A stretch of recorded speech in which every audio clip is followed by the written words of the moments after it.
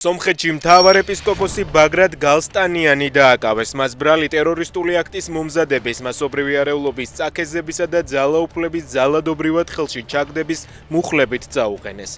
დაკავებულია ბიზნესმენი ტიგრან გალსტიანიც.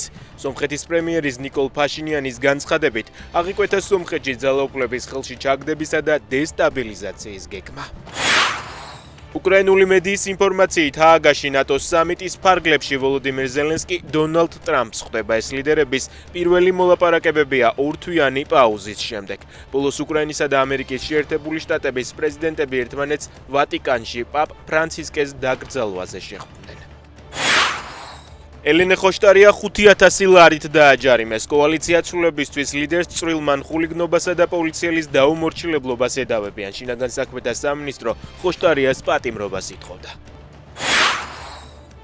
დროებით ოკუპირებული აფხაზეთის ეგრეთ წოდებული საგარეო საქმეთა მინისტრი ოლეგ ბარციცის სამუშაო ვიზიტით სირიაში იმყოფება. ინფორმაციას ეგრეთ წოდებული სამინისტრო ავრცელებს და წერს, რომ მასთან მოადგილე ირაკლი ტუშბა ახლავს. კენიაში მედიას მიმდინარე საპროტესტო აქციების პირდაპირი ტრანსლაცია აუგრძალეს. ხელისუფლება აკრძალვის საფუძვლად ქვეყნის კონსტიტუციის რამდენიმე მუხლისა და კომუნიკაციების შესახებ კანონის დარღვევას ასახელებს.